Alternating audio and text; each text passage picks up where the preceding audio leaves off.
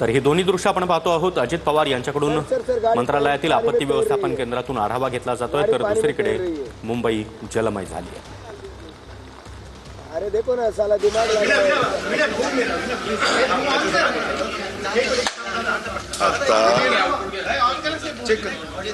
Hello hello check check check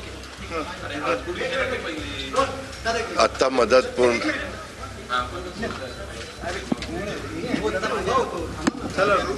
दादा तुम्ही आढावा सगळा घेतलेला आहे त्यामध्ये मी होतो, चीफ सेक्रेटरी होते, मदत पुनर्वसन आपत्ती व्यवस्थापन सचिव महोदय होत्या, सगळे आम्ही होतो।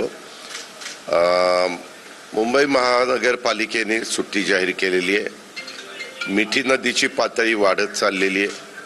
त्याच्यामुळे मिठी नदीच्या जिथं पातळी वाढती तिथल्या दोन्ही बाजूच्या नागरिकांना कसं सुरक्षित स्थळी नेता येईल तशा पद्धतीनं नियोजन चालू आहे। एकंदरीतच आत्ताच्या घडीला आपला पूर्णपणे मुंबई उपनगर, पालघर, ठाणे, त्याच्यानंतर खाली तुम्ही रत्नागिरी, हा सगळा भाग रेड अलर्ट दाखवलेला आहे।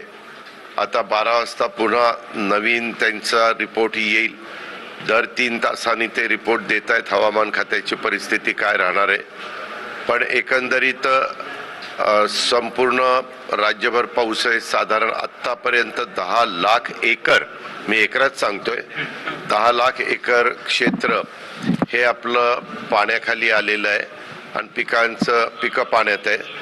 मी अनेक कलेक्टरांशी बोललोय, त्यांनी सांगितलं की 2 दिवसामध्ये आम्ही पंचनामे सुरू करतोय।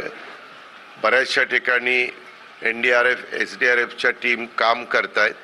नांदेडच्या परिसरामध्ये आपण आर्मीला पण तिथं पाचारण केलेलं आहे, ते पण तिथं आलेले आहेत आणि काही गावं पूर्णपणे पाण्याने वेढली गेलेली आहेत।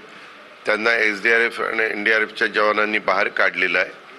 मुंबईमध्ये आपण आव्हान केलेलं आहे की अगदीच कुणाला गरजेचंच आहे बाहेर पडायचं, अशांनीच नागरिकांनी त्यांच्या अति महत्त्वाच्या कामाच्या करता बाहेर पडावं। जास्तीत जास्त